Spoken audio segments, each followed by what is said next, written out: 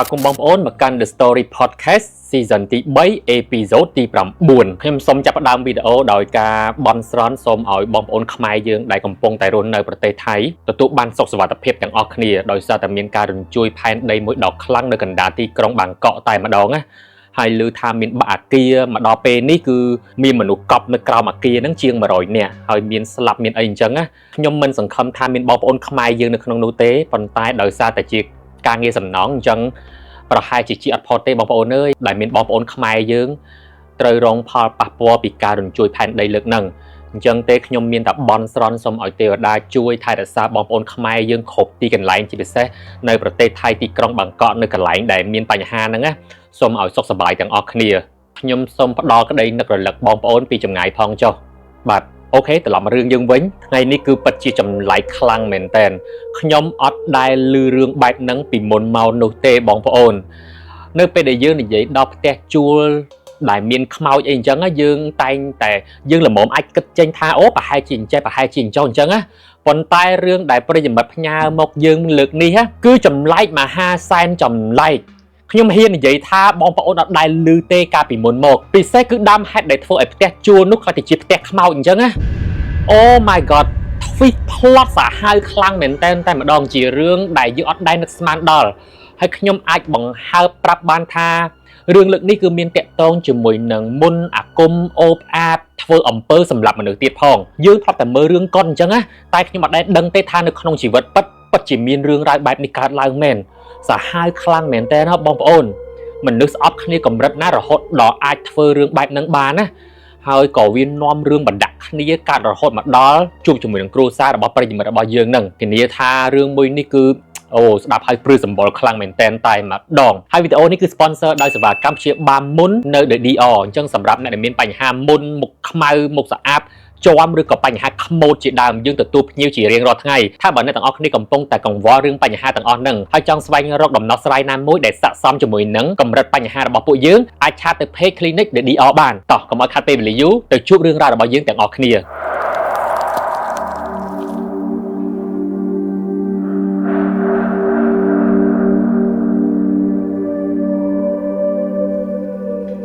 សួស្តីបងរតនានិងក្រុមការងារទាំងអស់គ្នាខ្ញុំបាទឈ្មោះផានិតបច្ចុប្បន្នគឺជាគ្រូបង្រៀននៅវិទ្យាល័យមួយនៅក្នុងខេត្តកណ្ដាលថ្ងៃនេះខ្ញុំមានរឿងខ្មោចដ៏រន្ធត់មួយដែលជាបទពិសោធន៍ផ្ទាល់ខ្លួនរបស់ខ្ញុំនិងក្រុមគ្រួសាររបស់ខ្ញុំជួបផ្ទាល់តែម្ដងចង់មកចែករំលែកនៅក្នុង Channel របស់បងខ្ញុំសូមនិយាយត្រួសបន្តិចថារឿងនេះបានកើតឡើងនៅក្នុងអំឡុងពេលដែលខ្ញុំនិងគ្រួសាររបស់ខ្ញុំនឹងបានទៅជួលផ្ទះមួយកន្លែងណាបងហើយផ្ទះជួលនោះពិតជាមានតម្លៃថោកខ្លាំងមែនទែនស្ទើរតែមិនគួរឲ្យជឿតែអ្នកណាទៅស្មានដឹងទៅថាពួកយើងទៅជួលផ្ទះតែគេបានថែមមកជាមួយនឹងឆ្អឹងខ្មោចមកឲ្យពួកយើងទៀតផងនិយាយដល់ចំណុចនេះម្ដងណាខ្ញុំបាសរោមជ្រងតែម្ដងជាបទពិសោធន៍ជីវិតដែលខ្ញុំចងចាំមិនដែលភ្លេចនោះទេហើយខ្ញុំចង់ផ្ដាំទៅអ្នកដែលជួលផ្ទះគេស្នាក់នៅសូមមេត្តាស៊ើបពីប្រវត្តិផ្ទះរបស់គេមុននឹងជួលផងថាតើតំបន់នោះឬក៏បន្ទប់នោះមានប្រវត្តិបែបណាមានមនុស្សស្លាប់ដែរឬអត់ហើយសាច់រឿងនោះគឺមានដំណើរដូចនេះថាកាលពីឆ្នាំ2010ខ្ញុំនិងគ្រួសារបានជួលផ្ទះចាស់មួយរស់នៅក្នុងទីក្រុងភ្នំពេញនៅម្ដុំទួលគោកតែដោយសារតែមានបញ្ហាជាមួយនឹងម្ចាស់ផ្ទះព្រមម្ចាស់ផ្ទះនៅសុកឡើងថ្លៃជួលផ្ទះរបស់យើងនឹងគុណនឹង2តែម្ដងដោយសារតែយើងមានបញ្ហាជីវភាពខ្ញុំនិងក្រុមគ្រួសារក៏ត្រូវរើចេញពីផ្ទះនោះភ្លាមដែរបន្ទាប់មកពួកយើងក៏សម្រេចចិត្តថាហើយឈប់រស់នៅទីក្រុងភ្នំពេញតែម្ដងទៅព្រោះពេលនោះជីវភាពរបស់ពួកយើងពិតជាលំបាកខ្លាំងមែនទែន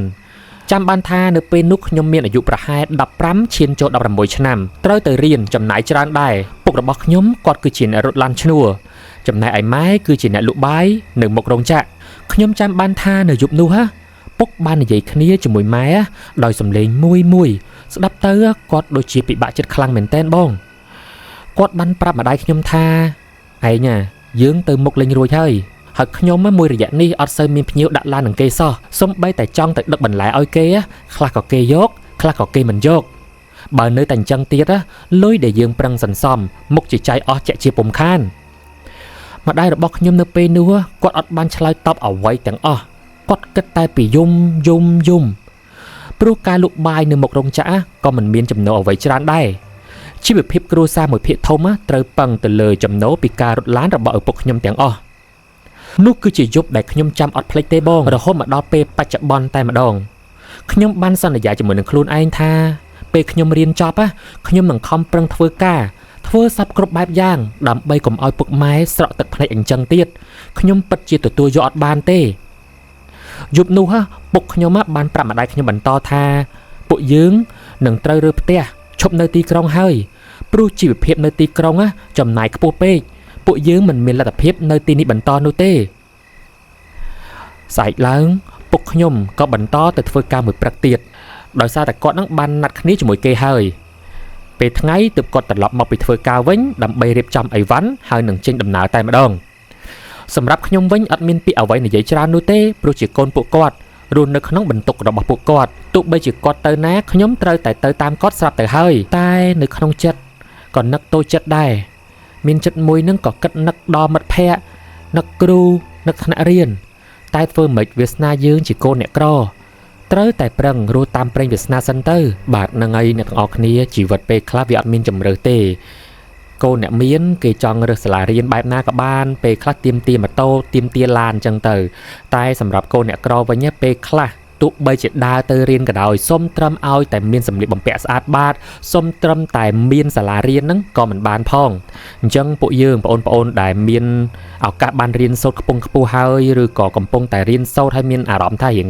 ធុញថប់នឹងការរៀនសូត្រអីអញ្ចឹងណាសូមបងប្អូនកុំគិតអញ្ចឹងអីយើងក៏លេចមើលទៅមុំម្ខាងទៀតមើលទៅគេដែលចង់រៀនដូចយើងមានលុយចាយវេដូចយើងស្លៀកពាក់ស្អាតបាតដូចយើងប៉ុន្តែគេអត់មានលទ្ធភាពអញ្ចឹងណាតោះត្រឡប់មករឿងយើងវិញដោយសារតែគ្រួសារខ្ញុំតូចហើយថែមទាំងក្រីក្រទៀតអញ្ចឹងពួកយើងមិនសូវមានអីវ៉ាន់អីត្រូវរៀបចំប៉ុន្មាននោះទេថ្ងៃនោះពួកយើងក៏រើអីវ៉ាន់ចេញនៅពេលល្ងាចប្រហែលជាម៉ោង 4-5 ល្ងាចទៅហើយបន្ទាប់មកពុកក៏បានបើកឡានសម្ដៅទៅខេត្តកណ្ដាលដែលជាស្រុកកំណើតរបស់ម៉ែហ្នឹងណាម៉ែរបស់ខ្ញុំគឺជាកូនកំព្រាតាំងពីក្មេងហើយគិតថានឹងរកជួលផ្ទះគេឬក៏ជួលដីគេនៅទីនោះតែម្ដងជិះមកដល់ភូមិបាទគាត់សុំមិនបញ្ចេញឈ្មោះទេពុកបានបើកឡានចូលទៅតាមផ្លូវលំតូចមួយតាមម៉ែចង្អុលប្រាប់កាលនោះផ្លូវនោះនៅជាផ្លូវគ្រួសក្រហមនៅឡើយទេសងខាងផ្លូវសុទ្ធតែដើមតំទ្រាំងខេតហើយគ្មានភ្លើងបំភ្លឺអ្វីឡើយជិះបានបន្តិចមិនដឹងថាជាសំណាងឬក៏ជាចៃដន្យទេស្រាប់តែពួកយើងបានឃើញផ្ទះមួយខ្នងដែលនៅចុងភូមិរៀងដាច់ស្រយាលពីគេឯងបន្តិចដែរតែវាមានទំហំធំល្មមគួរសមហើយបានដាក់ស្លាកថាផ្ទះជួលជាមួយនឹងលេខទូរស័ព្ទម្ចាស់ផ្ទះ2ខ្សែទៀតផងផ្ទះនោះធ្វើពីថ្មខាងក្រោមនិងខាងលើឈើខ្ញុំនិងពុកខ្ញុំក៏បានចុះពីឡានឈរសម្លឹងមើលផ្ទះនោះពីខាងក្រៅមួយសន្ទុះពុកខ្ញុំក៏សម្រេចចិត្តថានឹងទូរស័ព្ទតាក់ទងទៅម្ចាស់ផ្ទះតាមលេខដែលគេបានដាក់នៅលើផ្លាកនោះដើម្បីសុំចូលទៅមើលខាងក្នុងផ្ទះបន្តិចមុននឹងសម្រេចចិត្តជួលតែទៅភ្លាមក៏មានអ៊ំស្រីម្នាក់លើកពុកខ្ញុំនិយាយថាជំរាបសួរបងខ្ញុំឃើញផ្ទះបងលើកស្លាកជួលតើខ្ញុំអាចណាត់បងដើម្បីចូលមើលផ្ទះបន្តិចបានទេឥឡូវហ្នឹងក៏បានស្អែកក៏បានព្រោះខ្ញុំនៅក្បែរផ្ទះបងស្រាប់ស្ងាត់មួយសន្ទុះអ្វីដែលចម្លែកនោះគឺអ៊ំស្រីម្នាក់នោះគឺមិនបាននិយាយអ្វីច្រើនទេស្រាប់តែគាត់តបមកវិញថាឲ្យពុកខ្ញុំហ្នឹងបើកទ្វារផ្ទះចូលទៅមើលខាងក្នុងតែម្ដងទៅព្រោះផ្ទះនោះទ្វារមិនបានចាក់សោនោះទេបើពេញចិត្តជួលឬក៏មិនពេញចិត្តចាំទេទៅប្រាប់គាត់វិញពេលនោះពុកម៉ែខ្ញុំគាត់ភ្ញាក់ផ្អើលខ្លាំងមែនទែនព្រោះហេតុអ្វីបានជាអ៊ំស្រីម្ចាស់ផ្ទះនោះຕົកចិត្តពួកយើងហ៊ានឲ្យពួកយើងចូលទៅមើលខាងក្នុងផ្ទះដោយសេរីបែបនេះគាត់មិនខ្លាចថាយើងធ្វើឲ្យខូចខាតឬក៏បាត់របស់ក្នុងផ្ទះទេឬដោយសារតែយប់ទៅហើយពួកយើងក៏មិនបានគិតច្រើនដែរណាមួយចង់បានផ្ទះស្នាក់នៅលឿនផងពុកក៏ធ្វើតាមពាក្យរបស់អ៊ំស្រីនោះទៅមុននឹងដើរចូលទៅដល់ខាងក្នុងផ្ទះ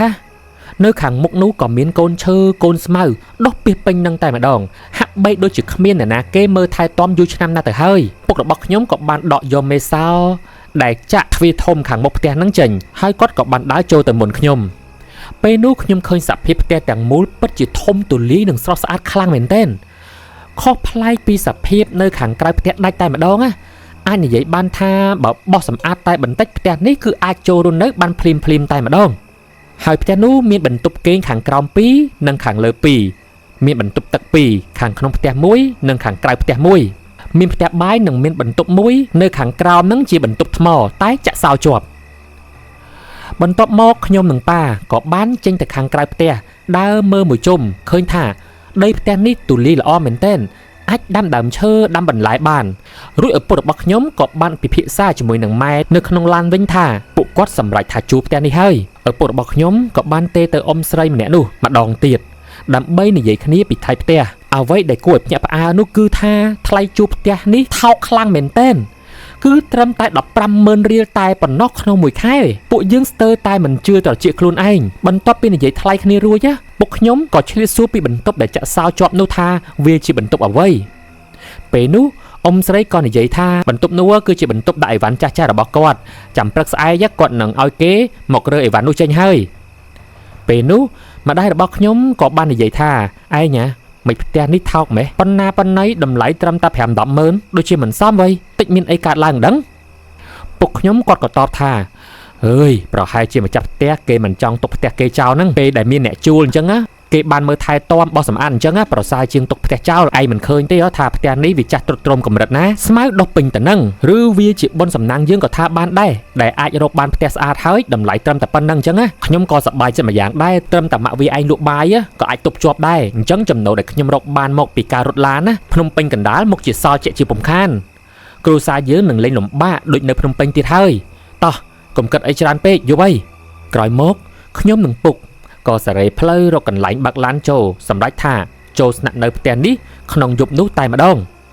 ចំណែកឯម៉ែក៏ចូលទៅបោះសម្អាតផ្ទះនោះរៀបចំកន្លែងគេងសម្រាប់ពួកយើងទាំង3នាក់ជាបណ្ដោះអាសន្នសិននៅយប់នោះពួកយើងគេងជុំគ្នានៅកណ្ដាលផ្ទះតែម្ដង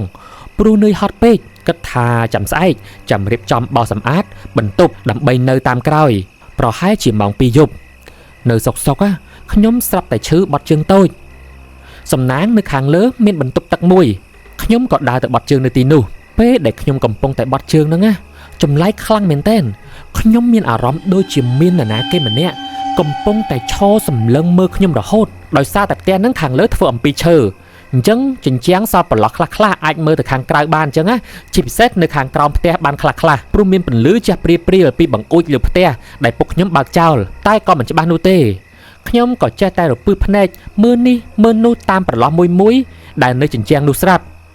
តែពេលនោះខ្ញុំបានឃើញស្រមោលខ្មៅមួយនៅឈរពីខាងក្រោមផ្ទះ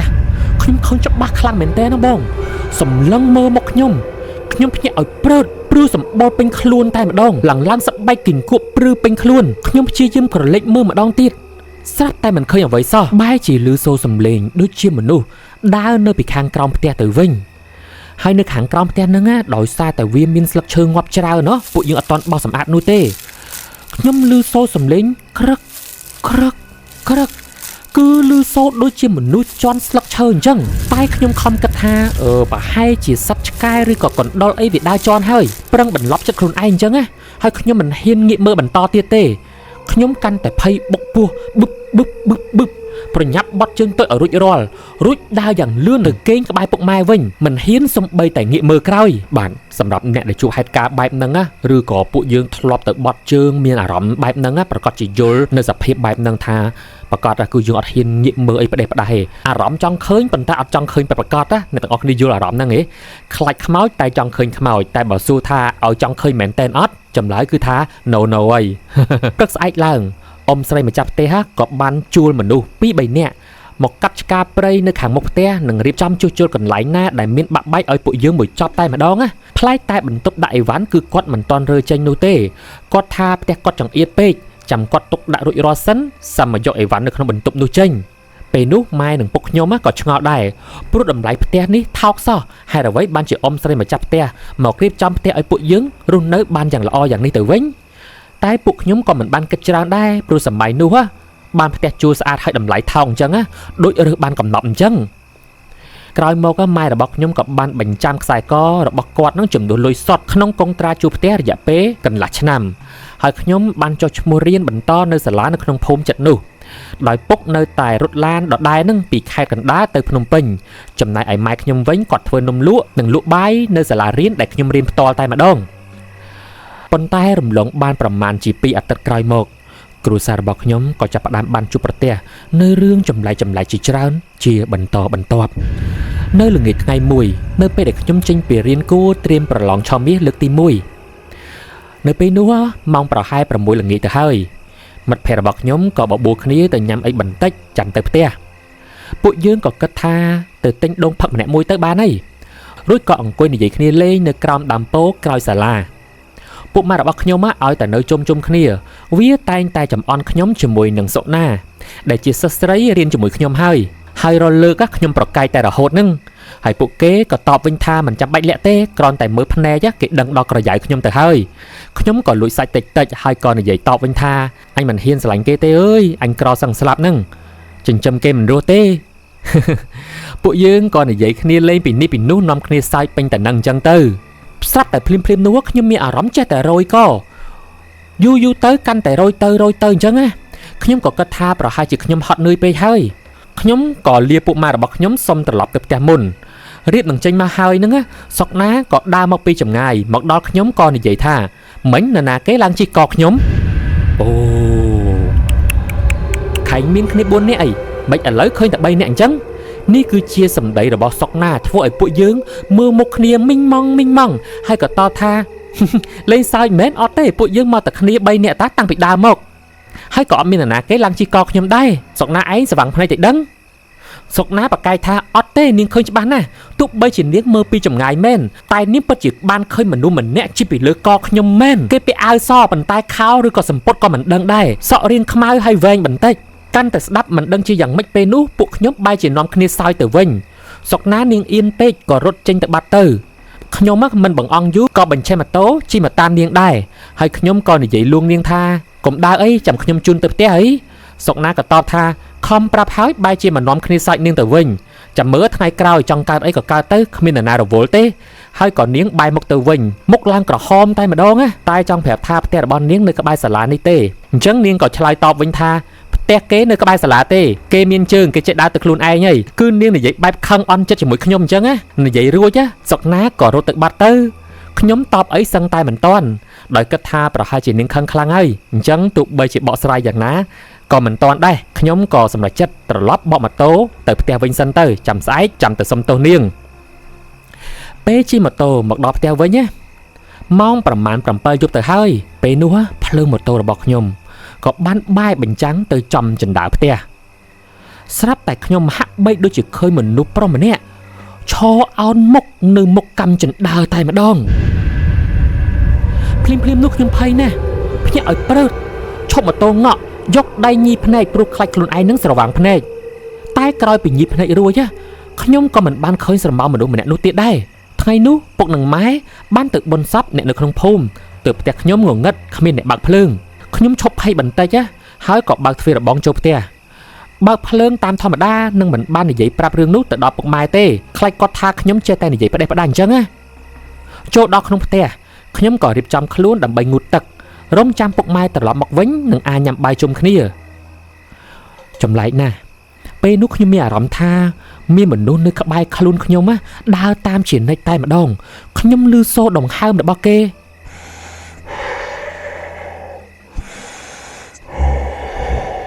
វាមិនច្បាស់ពេកទេប៉ុន្តែជួនឮជួនអត់អញ្ចឹងពេលចូលងូតទឹកខ្ញុំក៏កក់សក់ស្រាប់តែខ្ញុំឮសូរសំឡេងដង្ហើមនោះកាន់តែច្បាស់ទៅ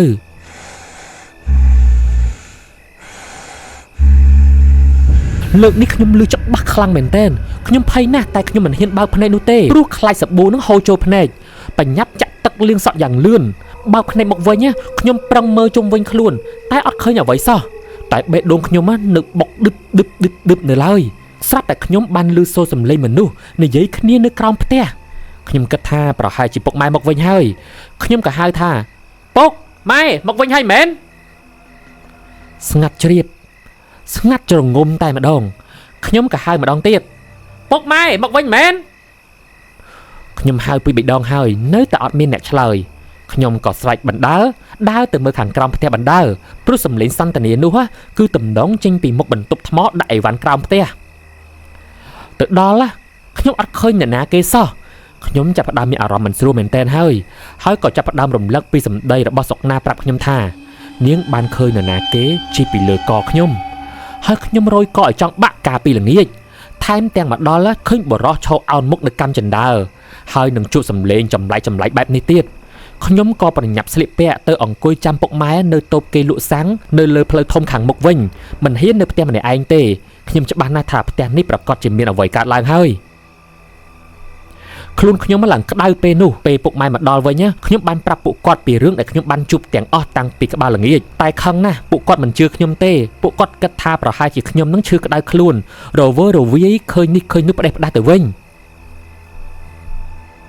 រំលងបានប្រហែលជា3ថ្ងៃក្រោយមកខ្ញុំក៏បានបបួលមិត្តភ័ក្តិនៅសាលារៀន 6-7 នាក់មកធ្វើបុកលហុងចាក់បញ្ឆៅនៅផ្ទះរបស់ខ្ញុំថ្ងៃនោះសុកណានាងក៏មកដែរក្រាស់របស់គេសុកណានិងមិត្តរបស់ខ្ញុំស្រី2នាក់ទៀតបាននាំគ្នាចិត្តលហុងនៅក្នុងផ្ទះបាយពេលនោះពួកខ្ញុំប្រុសក៏អង្គុយនិយាយគ្នាលេងនៅខាងមុខផ្ទះនៅសុកណាក៏ស្រែកថាជួយផងខ្មៃឡងដោយពេលនោះនាងរត់ចេញពីក្នុងផ្ទះបាយមកយ៉ាងត្រដាប់ត្រដួសពួកខ្ញុំក៏រត់ចូលទៅតាមនាងហើយក៏នាំគ្នារត់ទៅមើលផ្ទះបាយពុកម៉ែរបស់ខ្ញុំក៏បានរត់ចុះពីលើផ្ទះមកដែរចង់ដឹងថាមានរឿងអ្វីកើតឡើងនៅពេលដែលទៅដល់ក៏ឃើញសុកណាអង្គុយក្បែរទ្វារចង្ក្រានបាយដៃកាន់អង្រែបុកល្ហុងខ្ទប់មុខគិតតែពីស្រែកជួយផងសុកណានាងក៏បានប្រាប់ទាំងភ័យញ័រមាត់ថានៅពេលដែលនាងកំពុងតែរៀបបុកល្ហុងហ្នឹងនាងបានប្រាប់ឲ្យមិត្តភ័ក្តិរបស់ខ្ញុំ2នាក់ទៀតឡើងទៅលើផ្ទះរៀបចំកន្លែងញ៉ាំអីឲ្យហើយទៅចាំនាងជាអ្នកបុកល្ហុងក៏បានដែរព្រោះជាជំនាញរបស់នាងស្រាប់ហើយពេលគេទៅអស់នាងក៏បុកល្ហុងបណ្ដើរភ្នែកក្រឡេកមើលនេះមើលនោះបណ្ដើរស្រាប់តែនាងបានឃើញចាននៅលើគ្រែរង្គើហើយចល័តទៅចល័តមកដោយខ្លួនឯងនាងគិតថាមកពីនាងបុកល្ហុងទើបចាននោះរង្គើទៅមកនាងក៏សាកឈប់បុកស្រាប់តែបានឮសូរសំឡេងមនុស្សប្រុសម្នាក់និយាយខ្លាំងដាក់ត្រចៀកនាងថាអញឃ្លាននាងស្មានតែជាសំឡេងខ្ញុំតែដល់ពេលក្រឡេកមើលទៅខាងក្រោយអត់មាននរណាគេសោះនាងក៏បន្តបុកល្ហុងបន្តទៀតតែលើកទី2នេះគឺនាងឮច្បាស់ខ្លាំងតែម្ដងគេនិយាយថាអញស៊ីផង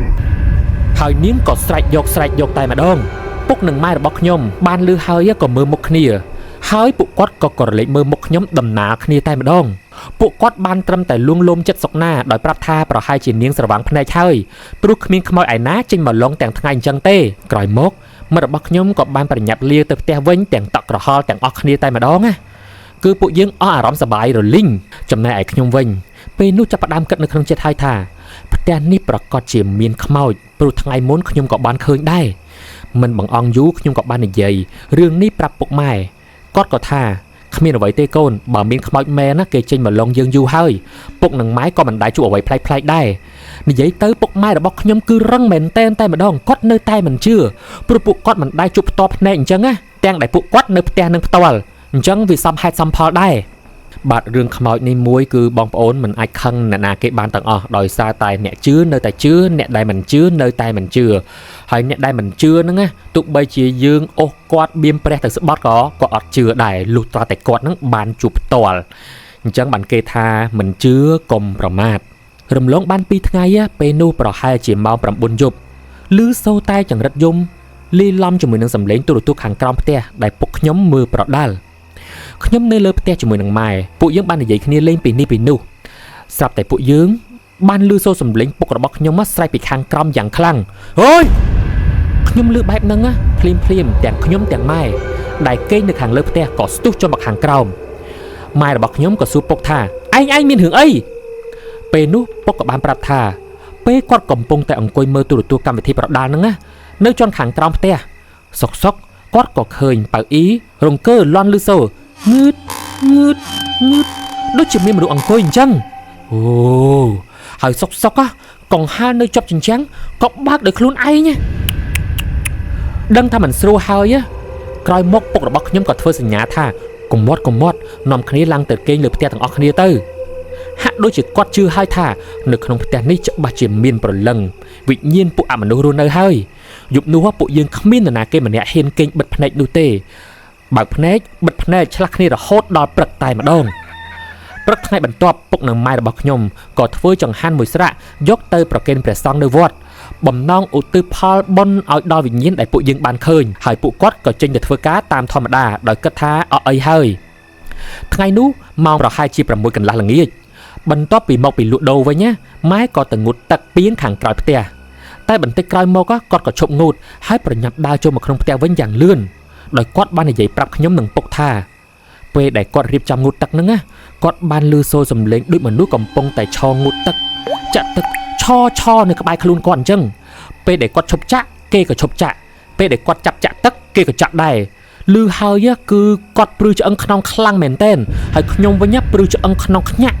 លែងហ៊ានចេញទៅងូតទឹកតាមពីក្រោយគាត់បដ ாய் សុកចិត្តដេកទាំងខ្លួនស្អុយម៉ែរបស់ខ្ញុំក៏គាត់និយាយថាការធ្វើបិណ្ឌបងស្គររបស់យើងនឹងប្រហែលជាអត់ទៅដល់គេទេតែយើងក៏ធ្វើមិនទៅពុកខ្ញុំក៏តបថាចាំគាត់ព្យាយាមសួរអ្នកចិត្តខាងមើលក្រែងលោកគេដឹងរឿងខ្លះបន្ទាប់មកទៀតខ្ញុំចាំថាយប់នោះពួកយើងចង់មកគេងនៅកណ្ដាលផ្ទះជុំគ្នាតែម្ដងព្រោះខ្ញុំខ្លាចខ្លាំងមិនហ៊ានគេងម្នាក់ឯងនោះទេពុកនិយាយថាគាត់ទ្រាំលេងបានហើយគាត់នឹងទៅសួរម្ចាស់ផ្ទះឲ្យណាននៃតែម្ដងថាមានរឿងអីកើតឡើងតែនៅយប់នោះរហូតដល់ម៉ោង 1 កន្លះស្រាប់តែខ្ញុំបានឮសូរសំឡេងសើចកក្អឹករបស់ក្មេងស្រីម្នាក់ខ្ញុំចាំច្បាស់ណាស់ថានោះគឺជាសំឡេងក្មេងស្រីក្រោយមកក៏ឮសូរសំឡេងកូនក្មេងរត់លេងនៅលើដំបូលផ្ទះតែម្ដងខ្ញុំឮលាន់ឡើងពេញត្រចៀកខ្ញុំខំបិទភ្នែកមិនហ៊ានបើកនោះទេតែខ្ញុំឮពេញត្រចៀកឌឹបបន្ទាប់មកខ្ញុំទ្រាំមិនបានក៏បើកភ្នែកក្រឡេកមើលទៅពុកម៉ែអត់ឃើញពុកម៉ែទេខ្ញុំភ័យណាស់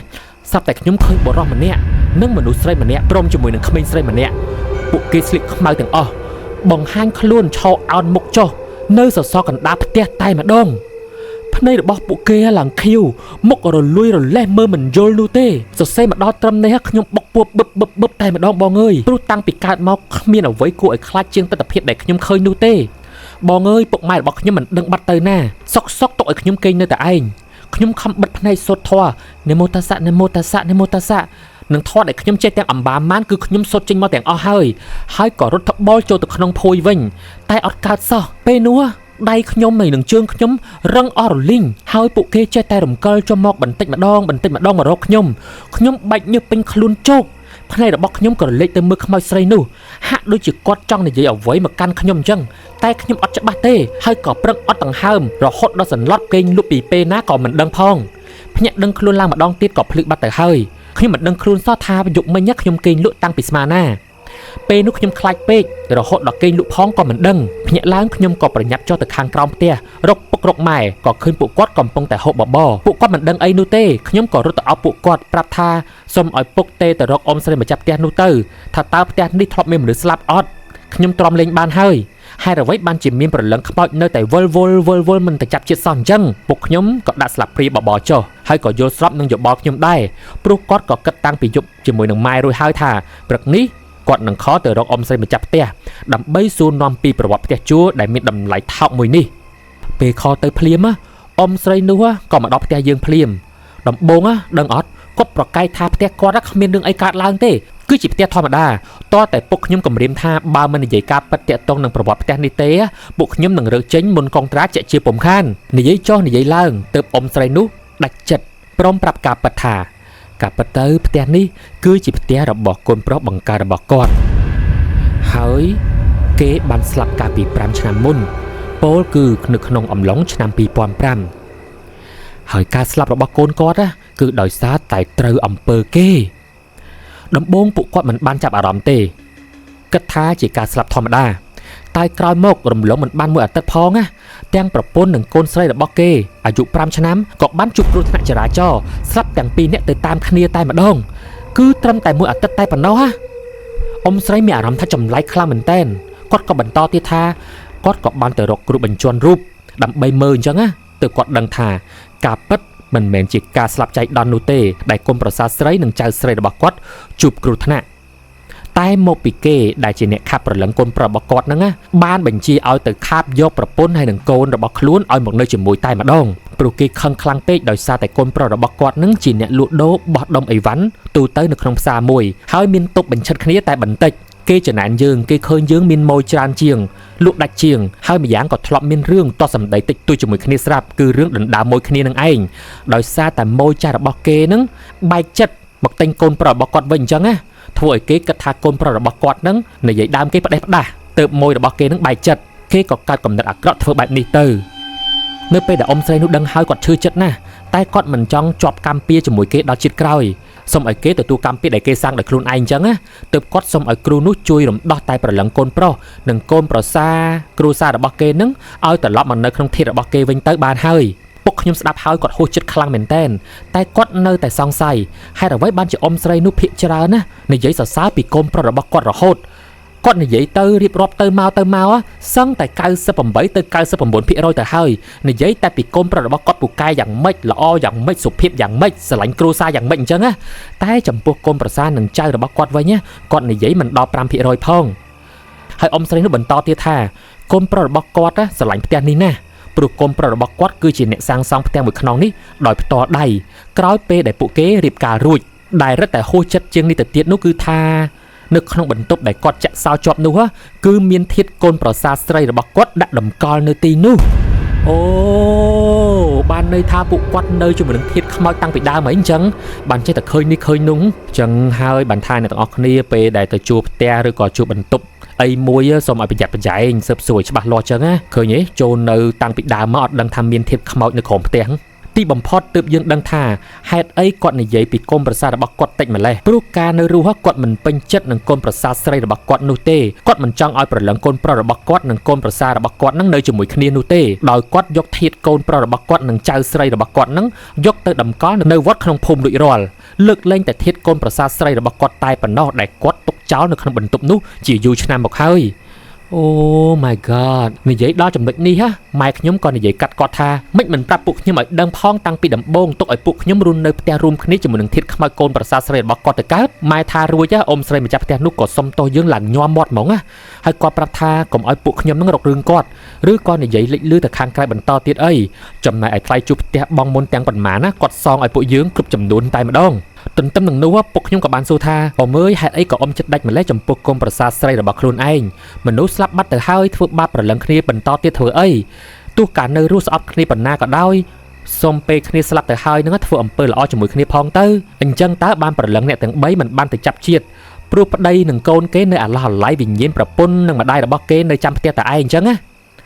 ពុកខ្ញុំក៏ថាយុគមិញហ្នឹងប្រហែលជាប្រលឹងខ្មោចទាំង3នាក់ឪពុកម្ដាយកូននឹងឯងពួកគាត់សប្បាយចិត្តនៅពេលដែលម៉ែហើយនឹងពុកខ្ញុំទៅធ្វើបុណ្យដល់វត្តទើបជាបង្ហាញខ្លួនឲ្យខ្ញុំឃើញបែបនេះបន្ទាប់មកទៀតពុកក៏បាននិយាយណែនាំអ៊ំស្រីម្ចាស់ផ្ទះឲ្យឧស្សាហ៍ទៅធ្វើបុណ្យឲ្យកូននិងនិមន្តព្រះសង្ឃមកសុទ្ធមន្តនៅផ្ទះនេះដើម្បីបញ្ជូនវិញ្ញាណពួកគេនឹងឲ្យទៅចាប់ជាតិនៅក្នុងភពមួយដ៏ប្រសើរអញ្ចឹងណាអ៊ំស្រីនោះក៏ថារាប់ឆ្នាំហើយគាត់តែងតែទៅវត្តធ្វើបុណ្យឲ្យកូនប្រុសគាត់និងចៅគាត់មិនដែលខានទេលើកលែងតែកូនប្រសាគាត់តែប៉ុណ្ណោះដែលគាត់មិនដែលនឹកនាធ្វើបុណ្យឧទ្ទិសកុសលទៅឲ្យហើយម្យ៉ាងគាត់គឺជាក្មេងកំព្រាទៀតអញ្ចឹងបើអត់ពីម្ដាយក្មេកមានណាគេធ្វើបុណ្យឧទ្ទិសឲ្យអ្នកទាំងអស់គ្នាសាកសម័យមើលគួរឲ្យអាណិតខ្លាំងមែនទែនគាត់ថាកាលនោះគាត់ស្អប់កូនប្រសារបស់គាត់ដោយសារតែនាងគឺជានារីឡង់សេស្រាបៀអូធ្វើការដាច់យប់ជួបមនុស្សប្រុសច្រើនមិនរើសមុខហើយនឹងជាកូនកំព្រាគ្មានទ្រព្យសម្បត្តិជាប់ខ្លួនទៀតគាត់ប្រឹងហាមកូនប្រុសគាត់តែកូនប្រុសគាត់មិនស្ដាប់មានតែបណ្ដោយឲ្យរៀបការទាំងដែលគាត់នឹងជំទាស់យ៉ាងខ្លាំងអញ្ចឹងទៅប៉ុន្តែពេលដែលបានស្ដាប់ការណែនាំពីពុកអ៊ំស្រីនោះក៏រៀងទន់ចិត្តបន្តិចដែរគាត់ថាឆ្នាំនេះគាត់នឹងធ្វើបុណ្យឲ្យកូនប្រសាដែរហើយនឹងនាំយកធាតុចេញពីផ្ទះនេះទៅដាក់រួមគ្នាជាមួយនឹងធាតុកូនប្រុសនិងចៅស្រីរបស់គាត់នៅឯវត្តដែរហើយកន្លងមកក៏មានអ្នកភូមិជាច្រើនដែរឧស្សាហ៍បានឃើញប្រលឹងខ្មោចកូនប្រុសកូនប្រសានិងចៅស្រីរបស់គាត់នៅក្នុងផ្ទះនេះនឹងគ្មាននរណាគេម្នាក់ហ៊ានមកជួស្នាក់នៅនោះឡើយទើបតែមានគ្រួសារខ្ញុំនឹងឯងដែលមិនដែលដឹងពីប្រវត្តិផ្ទះនេះហ៊ានមកជួផ្ទះនេះរស់នៅជាលើកទី1ទើបគាត់ដាក់ថ្លៃជួឲ្យថោកបែបនេះអូអ្នកទាំងអស់គ្នាហើយមិនគ្រាន់តែគ្នាជានារីឡង់សេស្រាបៀចាំបាច់រើសអើងគ្នាដល់ថ្នាក់នឹងការងារណាក៏ដោយក៏គ្នាធ្វើដោយសុចរិតអត់ឆក់អត់លួចអត់ប្លន់អត់ធ្វើបាបអ្នកដទៃមិនមែនជាអំពើខុសច្បាប់តាមពិតត្រូវតែសរសើរពួកគាត់ណាព្រោះអីការងារទាំងអស់ហ្នឹងគឺត្រូវការប្រើប្រាស់ផ្លូវចិត្តខ្លាំងមែនតើត្រូវប្រើប្រាស់សុវត្ថិភាពតខ្លួនដែលជាមនុស្សស្រីហ្នឹងណាទៅធ្វើការងារទាំងអស់ហ្នឹងណាអ្នកទាំងអស់គ្នាអញ្ចឹងអូខេវាមានមុំមួយដែលយើងអាចមើលទៅឃើញមនុស្សមួយចំនួនធ្វើខ្លួនមិនល្អទើបធ្វើឲ្យគេហ្នឹងម៉ៃដោយទាំងមនុស្សល្អអញ្ចឹងដូចគេនិយាយថាត្រីមកកត្រកស្អុយមួយស្អុយទាំងអស់អញ្ចឹងអ្នកទាំងអស់គ្នាតែការពិតទៅការងារណាក៏ដោយក៏មានមនុស្សល្អនិងមនុស្សមិនល្អដែរយើងអាចកាត់សេចក្តីថាគេហ្នឹងមនុស្សមិនល្អដោយសារតែការងារដែលគេធ្វើបាននោះទេហើយម្យ៉ាងវិញទៀតវារៀងជ្រុលដែរដោយសារតែគាត់បានបាត់បង់ជីវិតទៅហើយហេតុអីនៅចងកម្មចងពៀបំបែកគេពីគ្រួសាររបស់គេទៀតហើយនេះបំបែកទាំងប្តីបំបែកទាំងកូនគេហ្មងណារឿងអីគេស្ងប់ចិត្តហើយទៅចាប់ជាតិហើយទោះបីជាប្តីហើយនឹងកូននោះបានទៅនៅកន្លែងមួយដែលល្អប្រសើរមែនប៉ុន្តែគេនៅនឹកប្រពន្ធគេនៅនឹកម្ដាយគេហ៎អញ្ចឹងគេក៏អត់ព្រមទៅចាប់ជាតិដូចគ្នាធ្វើឲ្យទាំងកូនទាំងប្តីទាំងប្រពន្ធនៅវល់បែបនឹងឯង រឿងនេះគឺចម្លែកខ្លាំងមែនទែនអត់ដែលលើពីមុនមកទេអ្នកទាំងអស់គ្នាសាហាវខ្លាំងមែនទែនលើកទី1ដែលខ្ញុំធ្លាប់បានស្ដាប់ហើយនឹងបានអានរឿងបែបនេះចម្លែកខ្លាំងមែនទែនហ្មងណាបន្ទាប់មកទៀតពុកនិងម៉ែក៏សម្រេចចិត្តថាពួកយើងមិនអាចនៅផ្ទះនេះបន្តទៀតបាននោះទេពួកយើងនឹងរើចេញពីផ្ទះនោះទោះបីជាអ៊ំស្រីនោះអង្វរកយ៉ាងណាក៏ដោយព្រោះម៉ែថាខ្លាចខ្ញុំខ្លាចព្រោះពេលនោះខ្ញុំនៅក្មេងខ្ចីនិងវ័យកំពុងតែពេញរៀនផងក្រោយពេលពីរើចេញពីផ្ទះនោះពួកយើងក៏បានទៅជួលដីចំការអ្នកភូមិមួយទៀតធ្វើកូនផ្ទះឈើតូចល្មមមួយដើម្បីរស់នៅហើយពុកខ្ញុំក៏បានលក់ឡានឈប់រត់ឈ្នួលនិងបដូរមុខរបរមកដាំបន្លែលក់វិញរហូតទៅដល់ពេលដែលខ្ញុំរៀនចប់និងបានប្រឡងជាប់ធ្វើជាគ្រូបង្រៀនគ្រូសាស្ត្ររបស់ខ្ញុំក៏មានជីវភាពក្រាន់បើដែរម៉ែរបស់ខ្ញុំក៏ឈប់លក់បាយម្ហូបនៅក្នុងសាលារៀនដូចមុនទៀតដែរបច្ចុប្បន្ននេះពុកម៉ែខ្ញុំនិងប្រពន្ធកូនរបស់ខ្ញុំបានប្រកបរបរជាអ្នកដាំបន្លែលក់ផងនិងចិញ្ចឹមមាន់ទាលក់ផងធ្វើឲ្យជីវភាពគ្រួសាររបស់ខ្ញុំមិនសូវលំបាកដោយកាលពីឆ្នាំនោះឡើយហើយរឿងនេះខ្ញុំសូមបញ្ចប់ត្រឹមនេះចុះបងសង្ឃឹមថាបើមានឱកាសក្រោយៗទៀតខ្ញុំនឹងចែករំលែករឿងខ្មោចជាមួយបងបន្ថែមទៀតព្រោះខ្ញុំជួបច្រើនខ្លាំងមែនទែនអរគុណបងរតនានិងធីមការងារដែលបានយករឿងខ្ញុំមកចែករំលែកខ្ញុំចូលចិត្ត The Story Podcast ខ្លាំងមែនទែនខ្ញុំគឺជាប្រិយមិត្តរបស់បងនឹង5ឆ្នាំទៅហើយវ៉ាវការលក់ដូរធម្មតាទេការរកស៊ីវាតែងតែមានដាច់មានអត់ដាច់អញ្ចឹងណាតែការដែលនាំឲ្យយើងរហូតដល់ទៅប្រព្រឹត្តដាក់អំពើដាក់អីដាក់អ្នករកស៊ីដូចគ្នាដាក់គ្រួសារអ្នកដទៃវាពិតជាបាបកម្មធ្ងន់ធ្ងរខ្លាំងមែនទែនអ្នកទាំងអស់គ្នាសង្ឃឹមថាអ្នកទាំងអស់គ្នារៀនសូត្របានខ្លះៗពីរឿងរ៉ាវទាំងអស់នេះហើយកាលពីคลิปមុននោះខ្ញុំបានសួរបងប្អូនយើងថាតើបានស្គាល់ channel របស់ខ្ញុំហ្នឹងមកប្រហែលឆ្នាំហើយហេតុអីបានចូលចិត្ត channel មួយហ្នឹងអញ្ចឹងណា Oh my god ខ្ញុំអានគ្រប់ comment របស់បងប្អូនខ្ញុំអានបដាខ្ញុំញញឹមបដាពេលខ្លះចង់ស្រក់ទឹកភ្នែកខ្ញុំអត់នឹកស្មានថាមានបងប្អូនដែលគាំទ្រ channel របស់យើងគាំទ្រខ្ញុំអ្នកខ្លះ5ឆ្នាំអ្នកខ្លះ4ឆ្នាំអ្នកខ្លះ3ឆ្នាំអញ្ចឹងណាមានបងប្អូនម្នាក់គាត់និយាយថាគាត់គាំទ្រខ្ញុំតាំងពីគាត់រៀននៅអនុវិទ្យាល័យឥឡូវនេះគឺគាត់រៀនឆ្នាំទី2ទី3ទៅហើយអ្នកខ្លះទៀតគាំទ្រតាំងពីរៀននៅវិទ្យាល័យឥឡូវចេញធ្វើការទៅហើយទៀតគឺយើងបាននៅជាមួយគ្នាសាងបទពិសោធន៍ឲ្យគ្នាទៅវិញទៅមកយូរឆ្នាំមែនទែនខ្ញុំអត់ដែលនឹកស្មានថាពួកយើងអាចមកដល់ចំណុចមួយនេះទេហើយឥឡូវហ្នឹង channel របស់យើងក៏រីកទៅដល់ 900k ជាងដែរខ្ញុំសង្ឃឹមថាឆ្នាំនេះយើងអាចនឹង complete 1 លាន subscriber បានទៅដោយរលូនហើយអរគុណច្រើនមែនទែនសម្រាប់ការដែលអ្នកទាំងអស់គ្នានៅជាមួយខ្ញុំគ្រប់ពេលវេលាហើយកាលពីវីដេអូមុនហ្នឹងក៏មានបងប្អូនយើងសួរខ្ញុំច្រើនដែរទាក់ទងជាមួយនឹងការដំណើរការជីវិតរបស់គាត់ហេតុអីបានគាត់រៀនអត់ប្រកែកដូចគេហេតុអីបានគាត់មានការងារមិនល្អដូចគ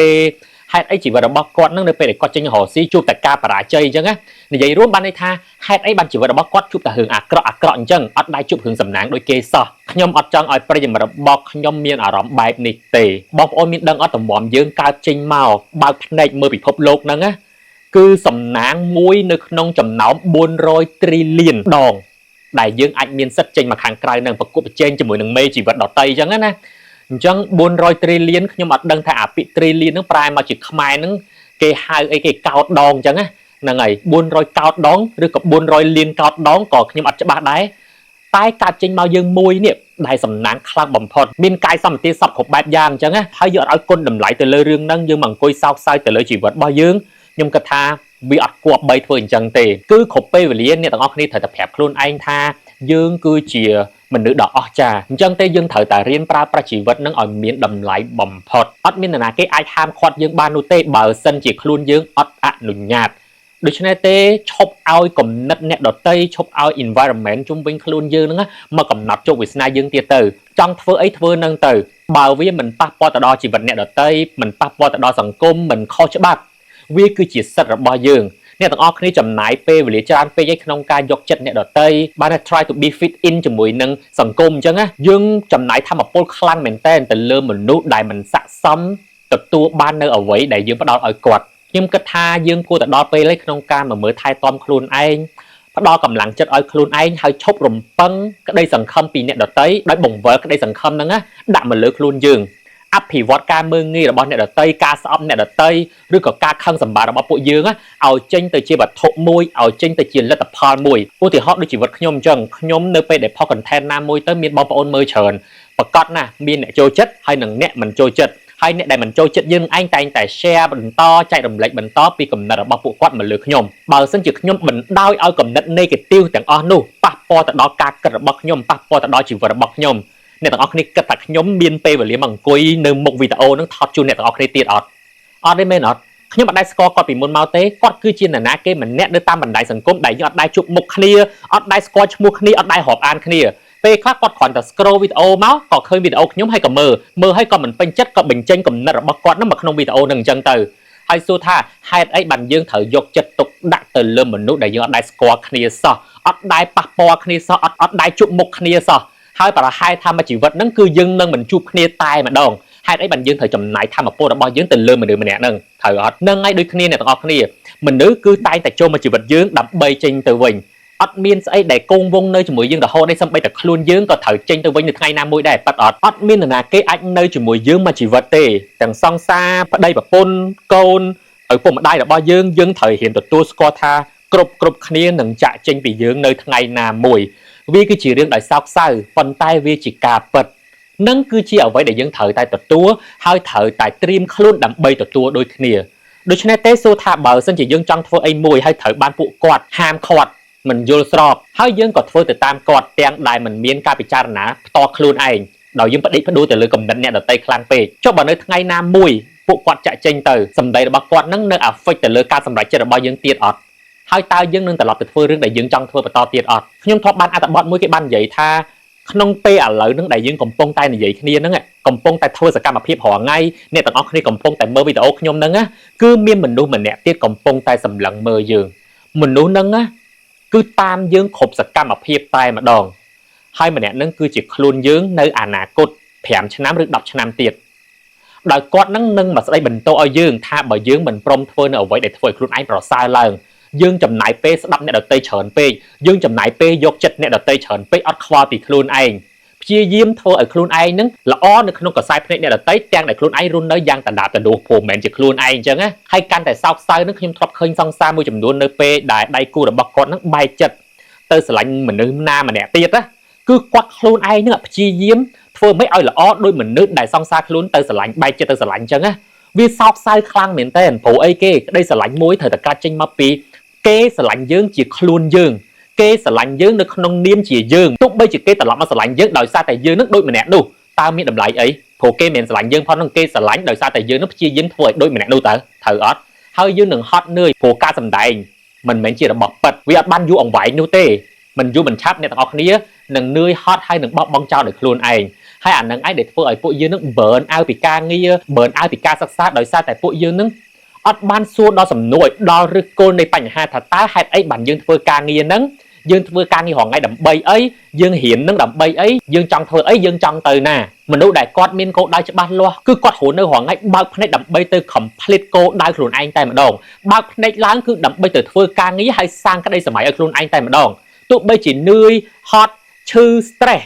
អាហ្នឹងគឺមានជាធម្មតាប៉ុន្តែគាត់នឹងមិនបោះបង់ចោលដាច់ខាតដោយសារតែគាត់បើកភ្នែកគឺគាត់រស់នៅដើម្បីងើបឡើងទៅធ្វើការសាងក្តីសម័យរបស់ខ្លួនមិនមែនធ្វើការដើម្បីតែធ្វើការបានប្រាក់ខែនោះទេហើយគាត់នឹងខិតទៅជាបុគ្គលិកដែលឆ្នើមគាត់អាចត្រូវបានគេប្រម៉ូទទៅជា supervisor general manager ហើយទៅជា board manager របស់ក្រុមហ៊ុនណាមួយក៏ថាបានដែរផ្ដើមចេញពីបុគ្គលិកធម្មតាតែប៉ុណ្ណោះដោយសារតែបុគ្គលហ្នឹងមានវិន័យហើយគាត់ដឹងថាខ្លួនឯងកំពុងតែធ្វើអីដូច្នេះទេអត់ចាំបាច់ទៅកែប្រែគំនិតនរណាគេម្នាក់ដែលមិនខ្វាយខ្វល់ពីយើងមិនឲ្យគុណតម្លៃយើងវាមិនមែនជាទូនាទីរបស់យើងទេនៅក្នុងការទៅ fix them ហើយព្យាយាម convince ព្យាយាមបញ្ចុះបញ្ចូលឲ្យគេមកស្រឡាញ់យើង no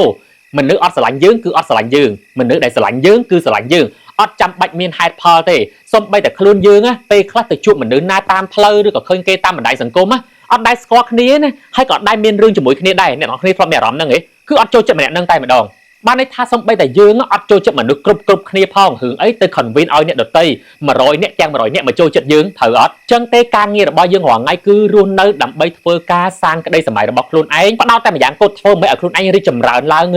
ើងក្រោកឡើងបើកភ្នែកឡើងជារៀងរាល់ថ្ងៃគឺទៅធ្វើរឿងដើម្បីឲ្យអនាគតខ្លួនយើងហ្នឹងមានមោទនភាពដែលយើងរើសធ្វើរឿងរ៉ាវទាំងអស់ហ្នឹងនៅពេលបច្ចុប្បន្នហើយពេលខ្លះវាធ្វើឲ្យយើងមានអារម្មណ៍ថា lonely ធ្វើឲ្យយើងមានអារម្មណ៍ថានៅឯកាអត់សូវមានមិត្តភ័ក្តិអញ្ចឹងណាណែខ្ញុំប្រាប់ថាយើងសុខចិត្តនៅឯកាអត់សូវមានមិត្តភ័ក្តិប្រសើរជាងមានមិត្តភ័ក្តិជាច្រើនព័ទ្ធជុំវិញរបស់យើងប៉ុន្តែពោពេញទៅដោយមនុស្ស negative សុទ្ធសឹងតែជា wrong people សុទ្ធសឹងតែជាមនុស្សដែលមិនមាន inspire សម្រាប់យើងអត់មានលទ្ធផលនៅក្នុងជីវិតមិនមែនជាមនុស្សដែលមានលទ្ធផលច្រើនជាងយើងអញ្ចឹងណាសម្រាប់ខ្ញុំវិញគឺខ្ញុំចូលចិត្ត nơi cho mình nút đại kê chặt chương nhóm mình là tập hơi chởn chương nhóm đâm bay rim so pike đâm bay copy pike hai nhóm bạn đại chặt chê tha còn nó khỏi chương nhóm miên chương nhóm men chương nhóm rồi còn chặt chương nhóm nhóm ở khoa cái lại như này ao tay mà đứng nâng á miên APC chương nhóm thời ta riêng tụ bay chi nè nâng á men chương nhóm còn đòi đối chứ nè hiện khục bẹp giang hiện bị đam chơi hiện tìm pu phơn hiện bị te hiện o con sập khục bẹp giang nơi trung vinh luôn dường nơi pe để dương kẹt phú nơi sông bay tập bay để dương nham sông bay để tắc để dương phật mà cài nữa á dương miên mô tả nạp hiệp để dương miên là tập hiệp nham chứ á nâng anh cứ chỉ con đầm lấy nơi chỉ vào bao dương bật bạc cọt khúc pe để đọt đằng ham đầm miên mô tả nạp hiệp mong đời xa tài o con khuôn anh bằng đại thôi khuôn anh mà cho nó không chậm nói nâng bao hiệp thiết tên đọt tây tới bật tây đọt tây để cầm bông tại miên sừng cream tha tai phụ quạt miên sừng nắng đôi dương thở ớt hai ấy bằng dương vô pe và liền nó bằng quay sao sai cho mình cho vật khuôn anh việc hát pe khang mền tên hơi bị căn tại khát pe hay là đai bầm phốt nơi pe để này tao kia trai pe chỉ vật khuôn anh tới bầm pin cái đây sầm máy tới bầm pin ca sờ lạnh trôi chất ao vậy đọt tây nơi pe để dương phi dương bắt đầu từ lưỡi khuôn anh kia thay dương selfie dương atma để dùng nơi pe để cây miên hưởng ấy tay giọt ban lúc đây từ chui kia cây thay dương cứ chỉ một là khỏa phim tay mà đong trang để dương thọp chui kia rọp sập đón rọp plei từ hơi đôi khi đo pe để khát đệm ao chắc đam cắt bình thôi mình nước đại ấp giỏi trên pi chỉ vật bao dương thay để xa mà được đại miên côn đầm lấy thay để xa khuôn dương sầm đập nhung bính bờ sân chỉ nhung trong khai chia là ná cây mà nét nhung tay tại vô này nó mà nơi cái bài bờ sân chỉ mà hai sự thay nó nhọt score tay quạt miên podcast nhung đập podcast quạt bờ sân chỉ này nâng cứ chỉ idol là bọc nhung score quạt nhung đáp bảo vậy để con gì nhung thôi tam quạt nhung mơ cùng rủ chỉ vật quạt chân từ hai chỉ vật bao dương tay tầm miên bờ lén rồi viên good hay nâng bẹt với ai miên mình đơn na đã đầm não chỉ vật miên ốp sạ so nu tê bong ôn chỉ vật bao dương thời tại chụp là o chụp khỏa chương chụp khỏa tự dương họ là o khơi dương miên mà hộp mà chan bởi dương thọp nhăn ta mà hộp chăng được hốt dương mạch đăng thả mà hộp chăng miên rô chuyện mạch hay bởi dương đăng thả mà hộp chăng miên rô chuyện mạch dương mạch đăng thả mà hộp nâng chăng thời ớt chân dương thời tập lụa đứng ọt chăng sấn tự dương đăng thả nâng chăng dương thời tại chụp là bỏ là o sấn tự dương đăng thả ní là o men ớt khiêm chưa chạy tha ca chạy lệ ní nâng chui bắt đo pha bằng giỏi môi chùm núi nâng slide top tới lơ ở vậy để khi dương ban súa vì cứ chỉ sầm núi là bỏ real fan hay nhom nâng bình chốt group video là bỏ nhom tiền